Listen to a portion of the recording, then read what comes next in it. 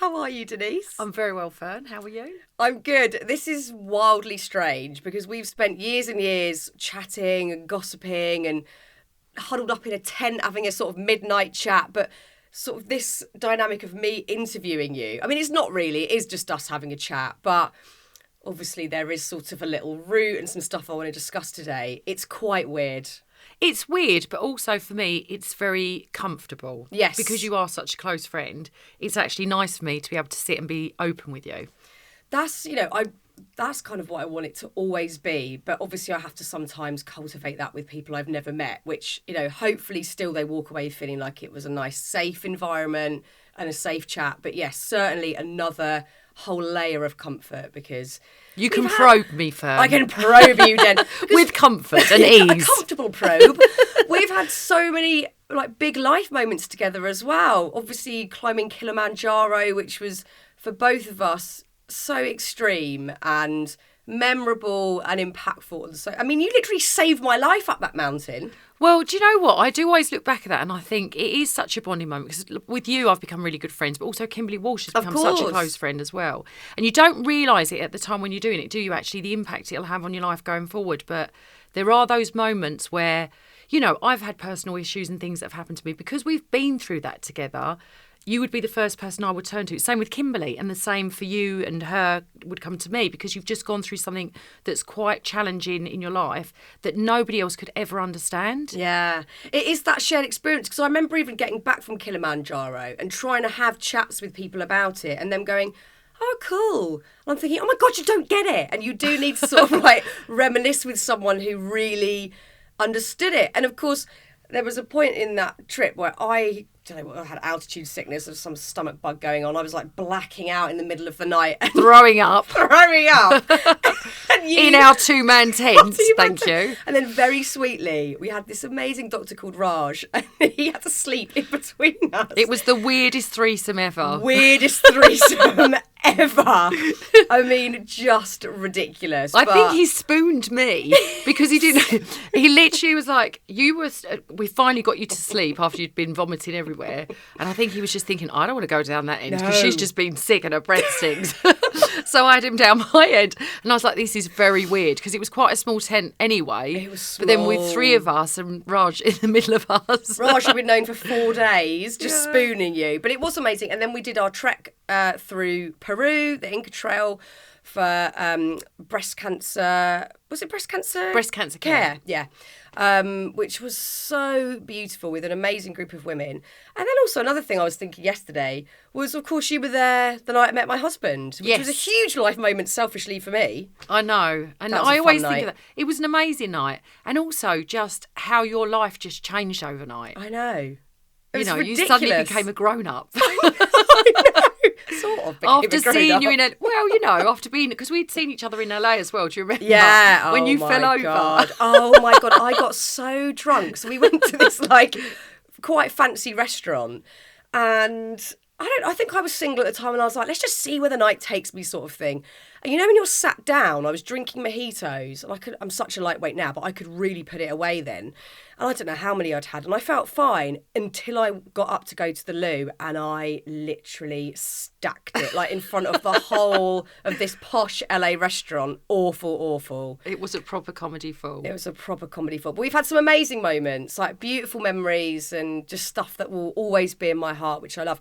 But even so, even though I know you very intimately, reading your book, this new book, A Bit of Me, I learned loads about you that I didn't know. Probably more about your childhood because it's not like you often get into that sort of conversation when you're on a night out or whatever.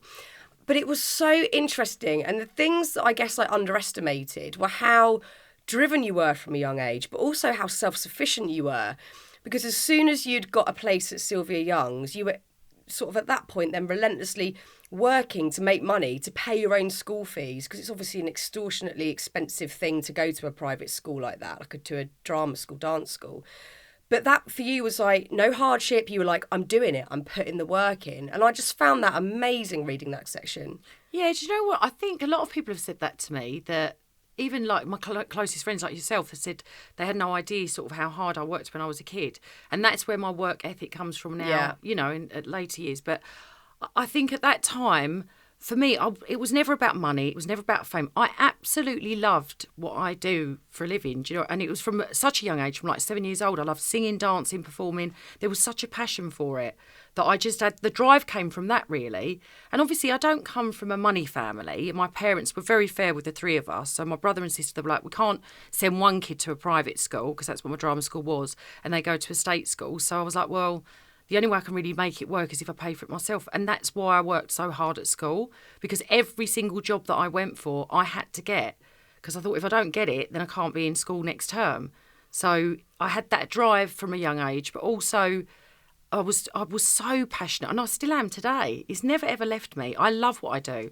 Sometimes I go and do a show and I perform, and I don't even think about the fact that I'm getting paid for it, that it's a job, because I absolutely love it. It's so apparent, and I think, you know, we both sort of started our career in that way of just being in love with like the craft of it and learning the skill set. But of course, so much other stuff comes with it that you don't want. And that's happened, you know, for both of us, for most people that end up in this weird industry that we're in, that there's all sorts of stuff that you just think, I hadn't even imagined that was part of this job, because you were doing it because you love dancing, singing and acting.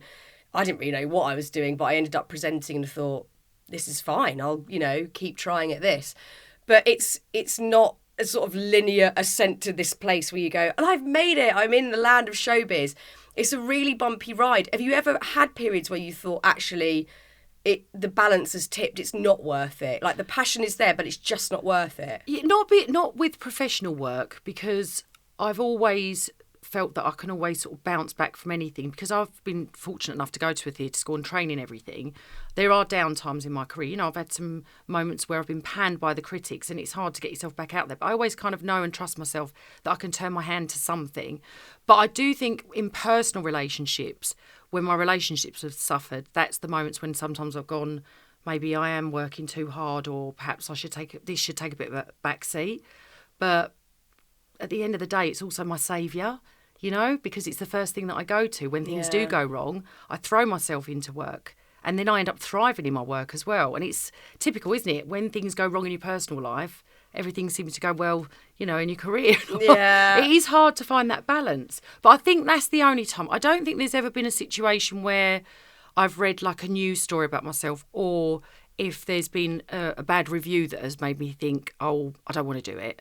It's always just related to how I'm feeling inside, like personally and emotionally. Amazing. But that's like a lot of resilience. I don't think I have that resilience. Yeah, but I think I got that from working from such a young age. I think from the age of 7, I was going for jobs and I was getting rejected, and I don't take rejection badly. Really? No, I really don't.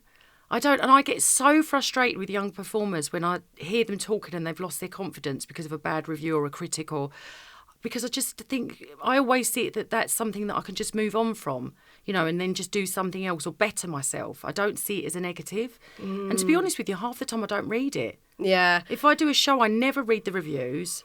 I know if they're good or bad, because someone will always tell me. There's always someone that calls you up. They love having a little chat about that, don't they? Yeah. Why will people always do that but never sort of talk about things that have gone well? I've had people come up to me at like weddings and say, oh, I read that article. I'm like, no, I don't want to know. I haven't read it. I don't want to know. Like, it's such a bizarre phenomenon that people love to do that.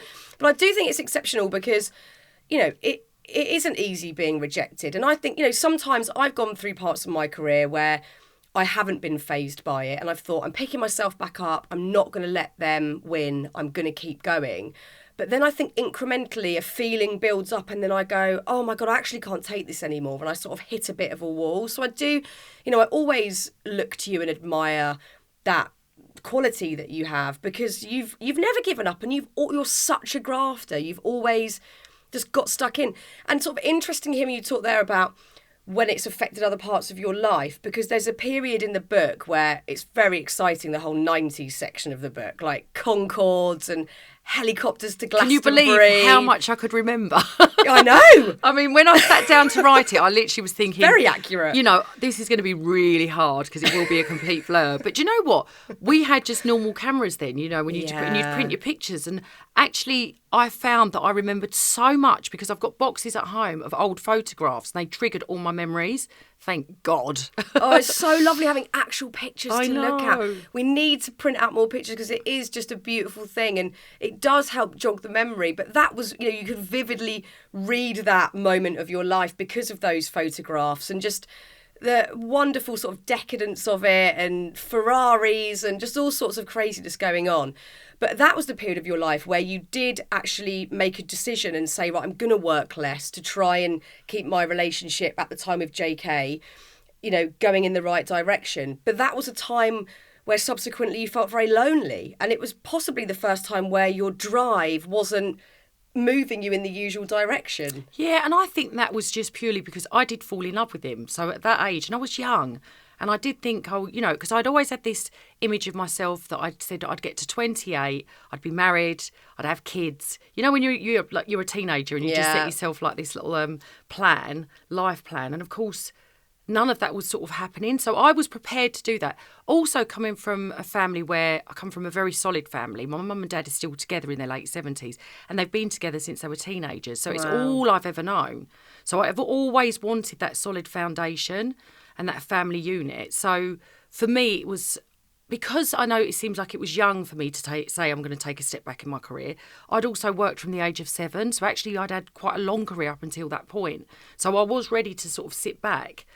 But again, the relationship then folded and the first thing I went and did was threw myself back into work. Yeah. And of course, as soon as you do that, like I said, it's typical that job that I threw myself into was Chicago. And then that just kind of, everything then blew up from there and then all that other work started coming in. So that was such an amazing moment of your life. And we weren't friends at that point, to the extent that we are today. I'm sure that we'd hung out or met a few times at that point, and I came to see you in Chicago, but it was just from afar, this amazing phoenix rising from the flames where your breakup had been very public and it's awful to go through heartache, but then lumping all that on top of it is excruciating. But to see you in New York on billboards on Times Square and being like a critically acclaimed show, I mean that's an amazing moment. And I'm wondering, how did you navigate that time? Because you've got everybody saying, this is amazing, this is it, you're smashing it, it's wonderful.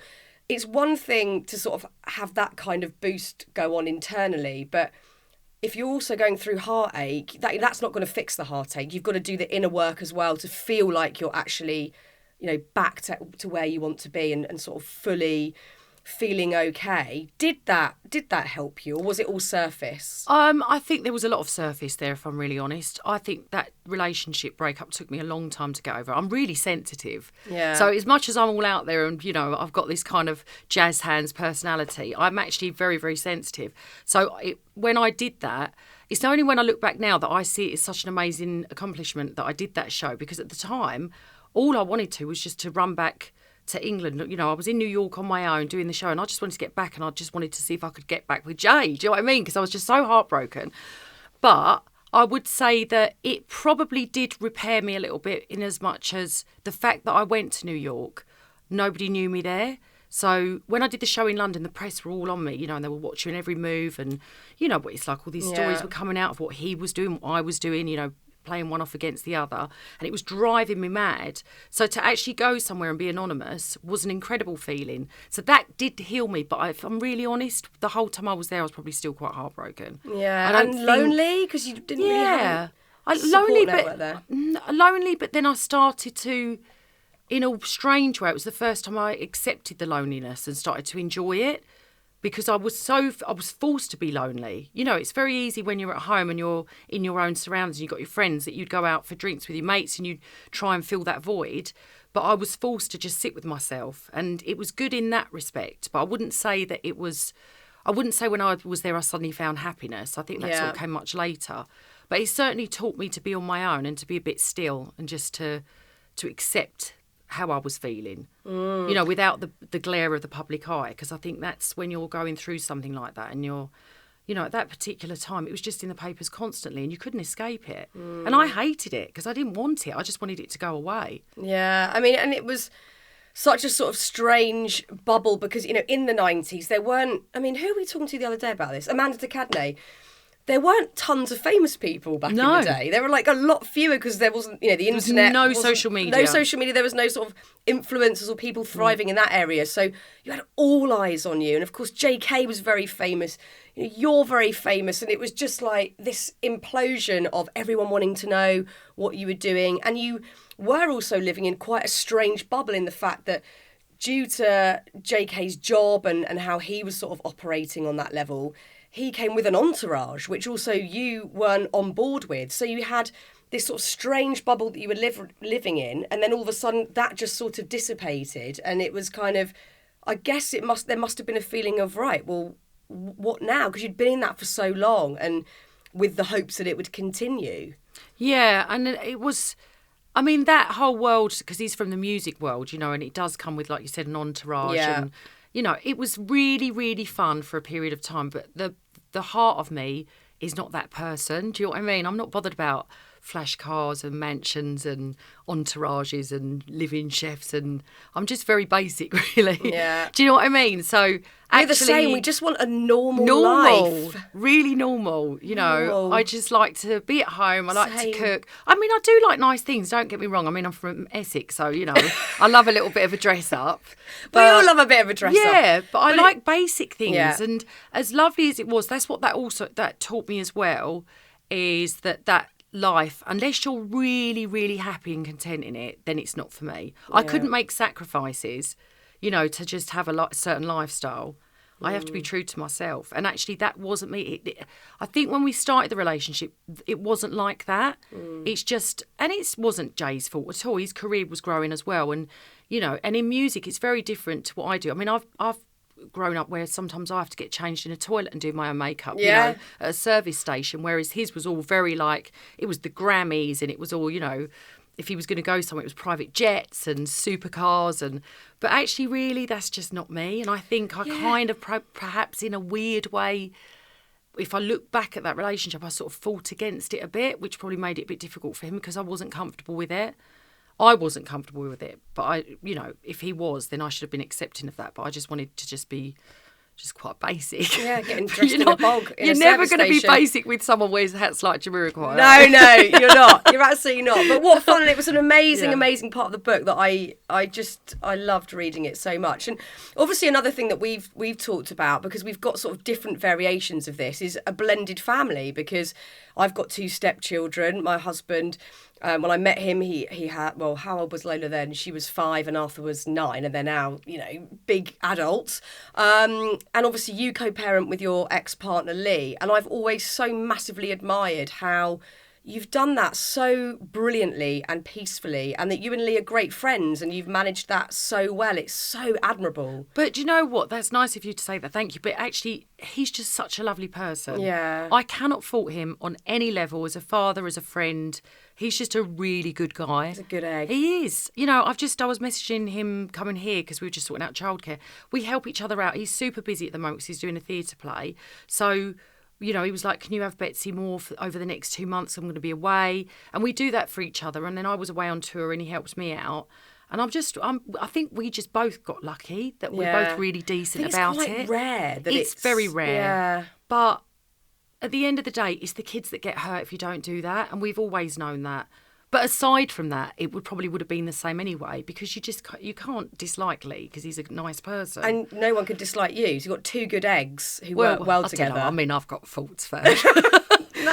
I always think Lee's much nicer than me. I always say with Betsy, because everyone goes, oh, she's such a good kid. And I said, she's really nice like her dad, but she's funny like her mum. I love that.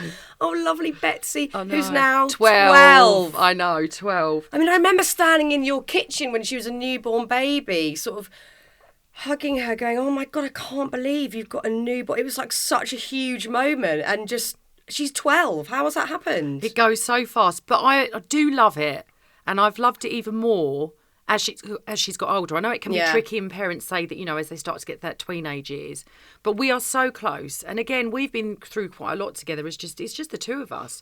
I spent 5 years as a single mum, and then obviously been in another long-term relationship, and then I'm back being a single parent again. So we've had a lot of changes, but we're very solid between the 2 of us. We are like best mates, and it's lovely. And she is a really good kid. And do you think that I mean, this is my assumption because it seems to be apparent that, for a kid to feel very stable through changes like that, the key thing is for you to communicate with them honestly, which isn't always easy, but it's perhaps hard. The best route. It is hard. And like even with my most recent breakup, I thought I need to be honest with her because she was coming up to 12. And, kids have phones now and they're at school and they're going to read things and hear things. So I did have to be completely honest with her. And actually, I'd want to be honest with her. I think it's important with your kids to have that honesty. But what is really great is, even through all of it, she has got that solid foundation. She's got her dad, and she's always got that constant in her life. So actually, it wasn't as bad as I thought it was going to be. Yeah, I think it's still horrible, of course. But not, it's still heartbreaking, and it's heartbreaking to have to talk to your child about it. But at the same time, she has got an amazing father. So I guess a lot of the time when people are going through any sort of changes within a family dynamic, there's that difficulty in navigating, okay, how much do I protect them from what's going on and how much do I let them in on? And I think I still find that with our sort of 4 kids together, how much do we talk about and how much do we not? I find that one still quite difficult. How do you sort of get that balance right or work out when the right time is to have those conversations?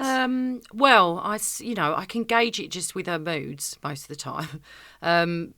But there's still things I haven't told her and I've held back. Yeah, of course. You know me, and we've had conversations. We've spoken over the last few months with everything that's happened, and you've been amazing, I have to say. Well, you really have been a good friend.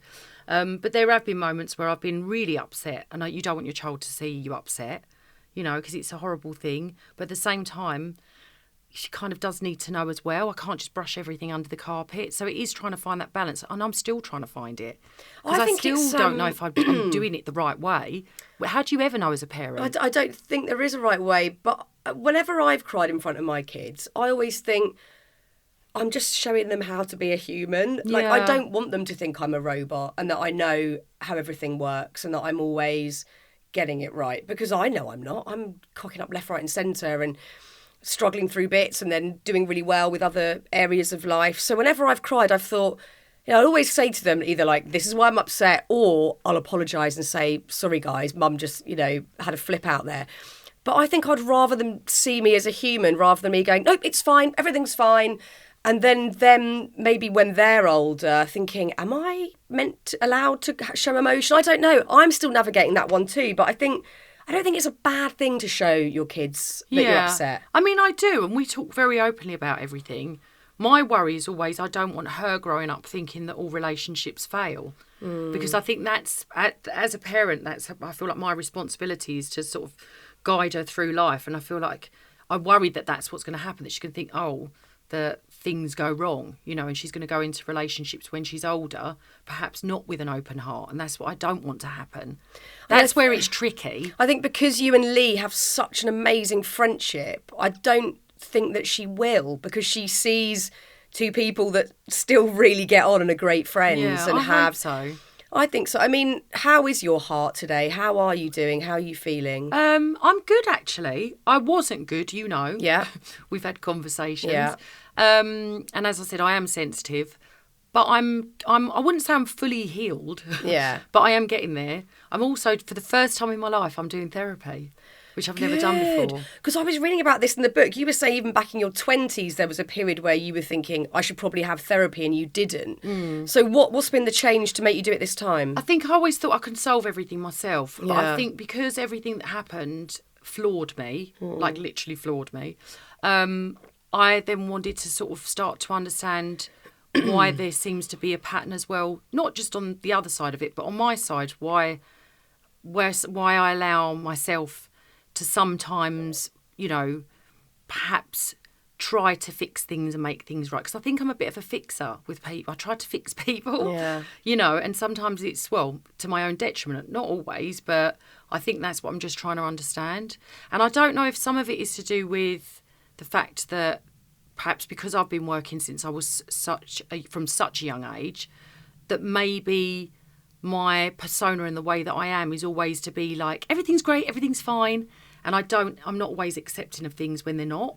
and you're highly capable. So you can move through stuff and keep working, keep showing up for people, keep doing your thing because you've done it your whole life. So I totally understand that feeling, because sometimes I forget it's all right to just sort of fall apart a bit and for it all to go to shit. But I think when I do not used to that, I panic. Yeah, you know, and I think because I'm not the sort of person that would normally do that. I'm also, as I've said, you know, to you before we've spoken about this, I throw myself into something. When something goes wrong, I'll learn a new skill or I distract myself, but that's also avoidance, so I'm not always facing it. Do you know what I mean? So these are all the things I'm trying to work through with therapy, but I'm actually really enjoying it because I'm learning so much about myself that I hadn't even looked at myself properly, you know, and I don't really want to make, they're not mistakes. You can't stop yourself from making mistakes again, but I want to know that I can be the best person I can be emotionally for my next relationship, and also as a mum, because that's the other thing as well, is I just felt like Betsy, there were some things I wasn't able to talk to her about. And then also you just don't want to burden your friends with it. So my friend suggested it and said, why don't you try therapy? And I'm really enjoying it. I actually feel like I'm getting a lot out of it. So I feel, in answer to your question, so much better than I did. I'm so glad. Much better. I mean, it's even interesting hearing you talk about the next relationship, because obviously as a friend you go, I know you're going to meet someone and it's all going to be brilliant. But when you're in heartache, it's almost impossible to think ahead of the day that you're in. I've been there, obviously. It's just all-consuming. So it's even amazing hearing you saying that.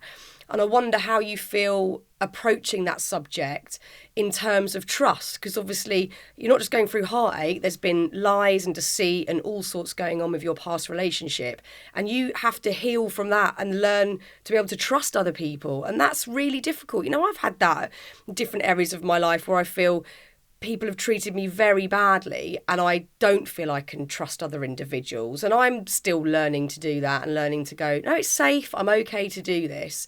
You know, how do you feel moving into that? Well, this is what I want to try and work through, because this is what I was really concerned about. And I've always gone into any relationship with a massively open heart, because I just always think that people are going to be honest and loyal, and because that's how I approach everything. And you start to realise that we're not all the same, you know, and I think it will be a little bit of an issue, but it's something I'm just going to have to work through, and just at the time when the time's right. But I am open to it. You know, I'm kind of trying to just accept that it was just a little blip in my life, and I've just got to accept it for what it is and what it was, and learn from it and grow from it. You know, you learn about yourself more and try and take the positives out of it rather than the negatives. And for me, just to make sure Betsy's all right, really. Yeah. That's the main thing. I'm worried about her being okay and how it will affect her going forward. You know, because at the end of the day, as sensitive as I am, I'm also I'm a tough old cookie. Do you know what I mean? I'm not prepared to compromise, you know, my morals and my beliefs just to be in something. Yeah. You know, it's, I always think that good will come in the end. You know, yeah, it will, especially to people who do good and are good people, like, absolutely. I try to be, and you know, but I did download a dating app the other day, but I haven't gone on it. I'm too scared. So that'd be your first bit of online dating, It would be it? First ever. Wow. I don't know if it's for me. Well, it's so weird. It's worth a try, isn't it? I don't know. I downloaded it and then I felt really awkward about it, and I just thought, I don't know if I can do this. I'm excited. But I want to come and look on it with you and do some swiping. Do some swiping on my behalf. But a lot of my friends, I know it is the modern way, but I'm also very old-fashioned. Yeah. Like my morals, my values, the way I approach relationships, it's so old-fashioned. You know, and that's also one of the issues that I've probably got, is that like I said, my parents have been together forever. So that's my benchmark of, like, you know, for me, I think it's all a bit of a Disney fantasy, and the reality is it's not like that. It's really hard work. It is hard work. You know what it's like. Yeah. It's hard when you're in a relationship. But yeah, I'm getting there. I'll be ready soon. I just don't know if I'm ready to swipe just yet. This is so exciting. But I'm definitely getting there, because I wouldn't even have spoken about it. No, of course. Like 2 months ago, I wouldn't have even considered it. No, I know. But I think that's a huge... Haven't you got any mates you can set me up with? Do you know what? I don't know if I've got anyone up to your standard, Denise. I need to have a proper, like, I'm think very about basic. That one. No, I'm not sending any old sort of toe rag your way. It's got to be the right kind of person. One with a job this time, please. One with a job. I'll get you one with a job. Yeah. I'll get one with a job. I mean, I think it's really amazing again that, like, well, I really appreciate you talking about it today, because we've been doing this podcast for 4 years. We have not gone there with heartache. I don't know why. Like, it's the worst. It's the worst. Like, we talked to Freya North about it a teeny bit because she had someone ghost her. That was it. As a grown woman, she had met someone in her village and he just literally ghosted her. And she was like, oh my God, I thought this was a young person thing. Like, I'm a grown woman. This is bizarre. And I was like, why haven't we delved into this a bit more? And I don't know why we haven't. I don't know why. I mean, but I just think it's a really valuable subject to talk about because we'll all go through it. Oh, it's I've horrible. been through it countless times. Honestly, when I look at all my past relationships, I have been consecutively dumped by my husband. I don't think I ever did the dumping. So I went through years and years of heartache, and it does chip away at your self-worth. And there'll be people listening to this who'll be in the same position as you or will have been through it years ago, but still hold the feelings of, you know, you don't forget certain things that people say to you, for instance, you know, if they make remarks or if it's just sort of something that's actioned that you don't forget, where you start to question your own worth or, you know, why weren't they happy? What's wrong with me? I certainly felt like that coming out of one long relationship. Like, what is faulty with me? What is wrong? And of course, that's not the case. But when you're in that moment, you feel like it's you and you hold on to all that stuff. And I just think, you know, you wrote this extra chapter in the book that you weren't planning on writing. The book was delayed by quite a few months so you could amend it and put your most recent life events in there. And can I be honest, the only reason I did put that in there is because, you know, I felt that I had to speak about it because we had worked on television together. So there's obviously an interest from people. Yeah. And I just thought I need to be quite honest because I can't just, you know, it's not something I could leave out of the book because the book was just about to go to print the same week that I found out everything. So I was like, you've got to hold this book. I can't release it. But it was horrible. And heartache is horrible. And it doesn't matter who you are, where you're from, what you've got. It hurts just as deep. You know, and it's loads of people have messaged me on social media, other women and men have gone through it. You know, those nights of just sitting there on my patio, 3-4 o'clock in the morning, just feeling like drained and empty and just like thinking, I don't know how I'm going to get through the next week because you just feel so broken. It's horrible. And it's also very physical. I think we underestimate. It actually hurts. It hurts. Like, I couldn't breathe. Like, I phoned one of my friends one night and I just said, I felt like someone was sitting on my chest. Like, literally could not breathe. Because you get that knot, we call it the knot, you know, in your stomach. Yeah. And it just won't go. And you're just like, when will this feeling leave me? And it's awful. And you can't function. And the thing is, again, because of being in the public eye, you also just want to get on with it and you just want to be seen to get on with it because you just want all the press stuff to go away. You know, I didn't want all of it. I was like, I don't want all of this. I'm going through something personal. I get that there's an interest. I get it, you know, and also I put it in my book. I get it, so I hold my hands up. But at the same time, there was all the other, you know, trying to stir the pot. You know what it's like with certain journalists and it just, you just want it to go away and just to be able to try and get over it. And it's very, very hard when everybody knows your business. Like, I remember one day I went to the post office and I went in, you know, and the woman behind, I mean, lovely lady, but she was like, how is everything?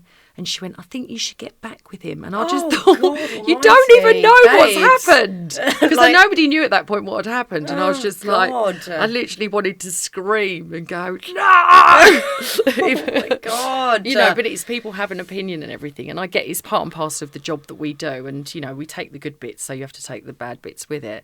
But that actual feeling is just the worst. A pit. And also, I honestly, Fearne, I thought I was never going to go through it again. Yeah. Because I literally just thought, you saw what I was like. Yeah, no. This is me done. I'm done for the rest of my life. So it floored me. And also it just was the worst because I thought, this is that feeling I had years ago that I never wanted ever again. And I've got it again. Yeah. And also I think having to look back on your past and go, what bits were real and what bits weren't? Yeah. And having to question, like, 7 years, having to question a whole period of time is brutal. But, you know, I love that you, again, like, seeing you as a friend, that you throw yourself into these new hobbies. Like, golf became this whole new thing for you after the breakup of your marriage. Now you're getting back into DJing and you're really, like, obsessing about that.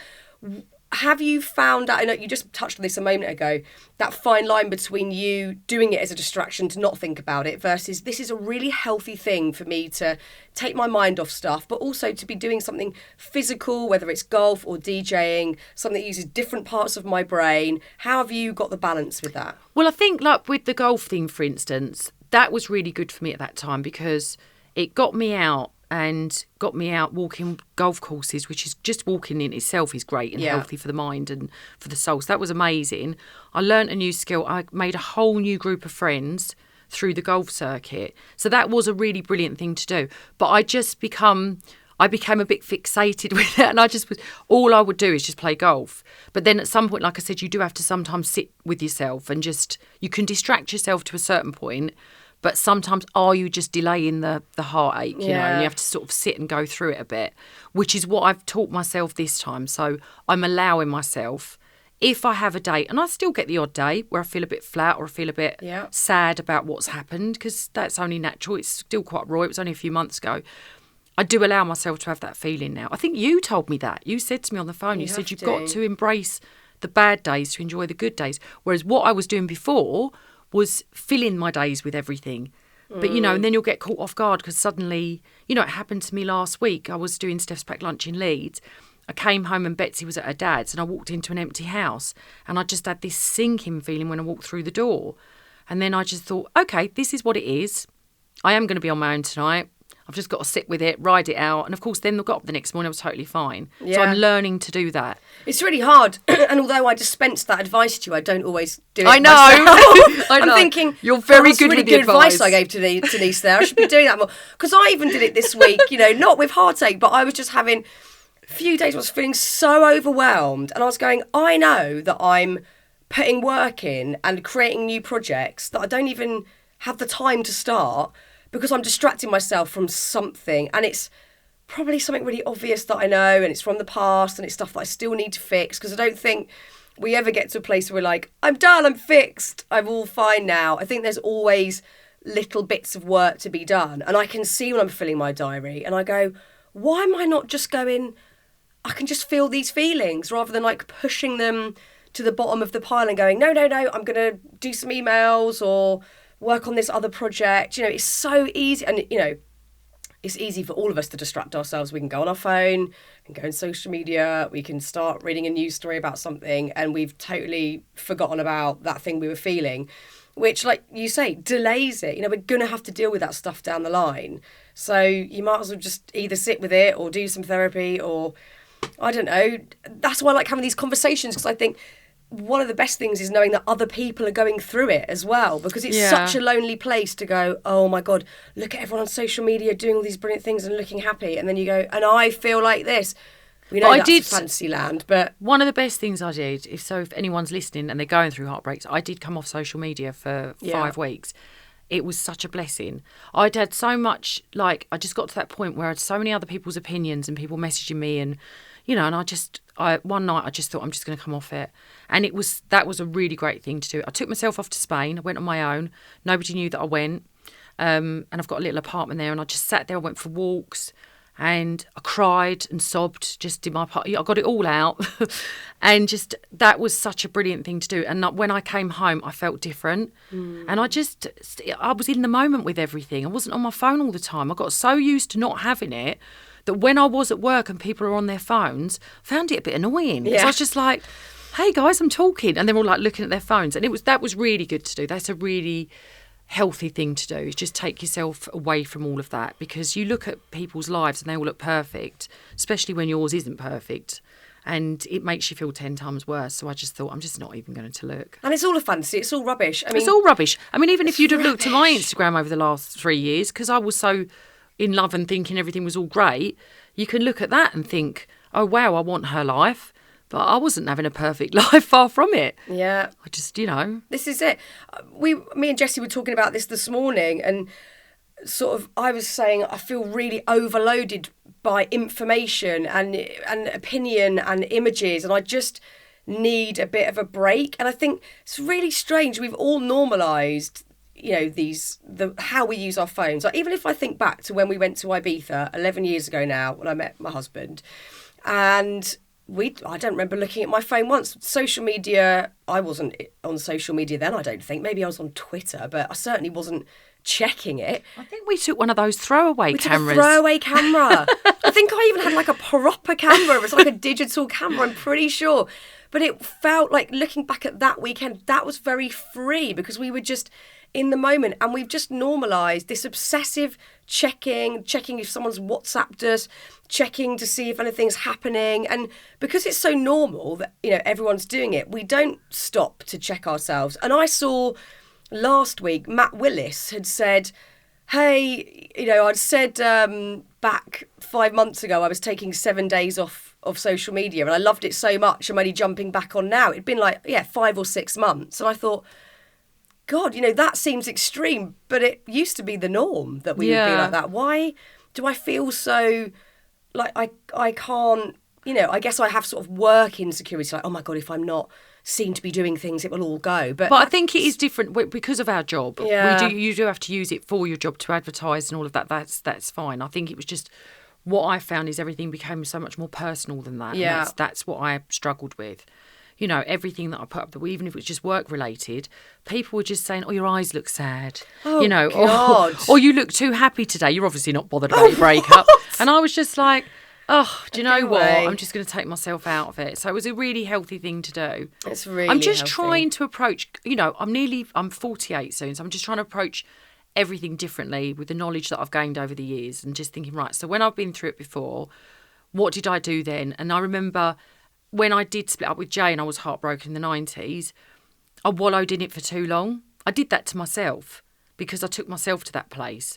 And you know, I made myself more sad, I think, because I sort of... Whereas now what I'm trying to do is make myself... when I am sad, I go with it, but there are times when I know there's no reason to be. So I'm just trying to embrace the good times and not focus too really much healthy. on it. But it's hard. It's not easy to do it. It's hard, but I do feel in a better place for it. And also, if anybody would have asked me even a few months ago about would you do therapy, I'd go, I don't need it. Because I always think I'm quite good at, you know, solving things myself. But again, I think, well, yeah, I should. I've got to be open to it because I want to learn more about me. Also, because you've got that trait that I share, being a bit of a fixer. Yeah. You're so used to helping other people that you think, well, I don't need any help. I'm the one doing it. And then you feel almost... I wonder what it is for me, like a sense of I'm asking too much of someone if I say, you know, even with someone that you're paying, a therapist, I need to offload, I need help with this. There's still a sense of, oh my God, why is this person helping me? Because you're so used to being, it's like a role reversal. I still struggle with that. Yeah. I mean, my therapist was a lovely lady and she was away on holiday, and I've really got a bond with her now.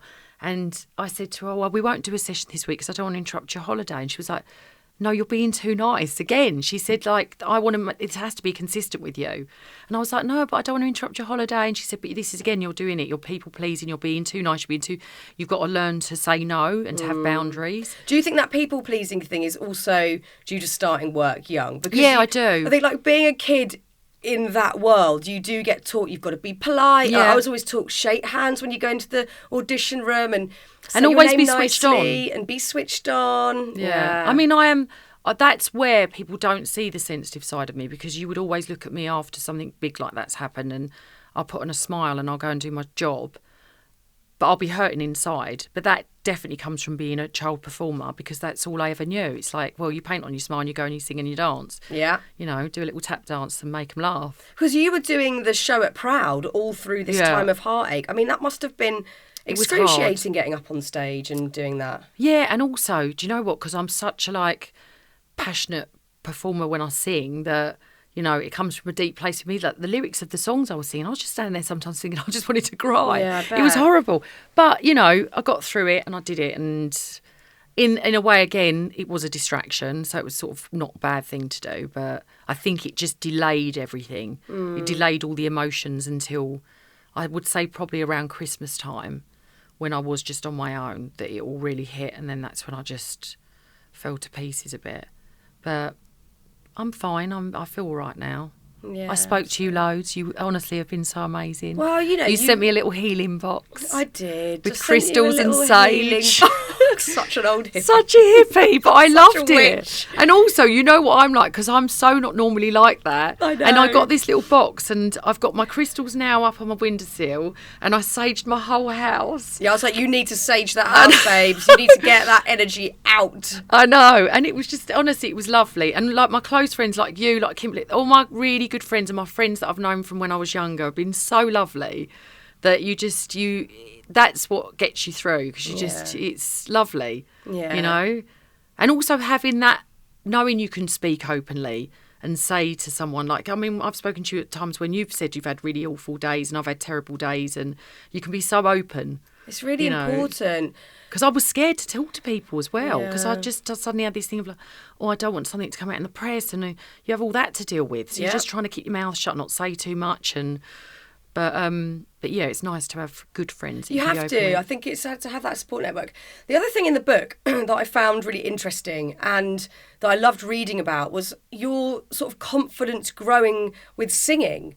And I've always, loved hearing you sing and known that you've naturally got this brilliant, very booming voice. But you haven't always felt like that. And you had a bit of a sort of confidence crisis with singing back in the day, and actually doing The Masked Singer was a real big boost for you, and hearing all the commentary around that and how much people loved hearing you singing. And I really loved that because sometimes we can be really good at things but be terrified to show them to other people or it's like your art. Express it. Yeah, I always feel nervous showing people my art. Yeah. Incredible artist. And I always say to you, why don't you sell these, do an exhibition? It's too nerve-wracking. But it's not. I mean, it's amazing. It's such a talent.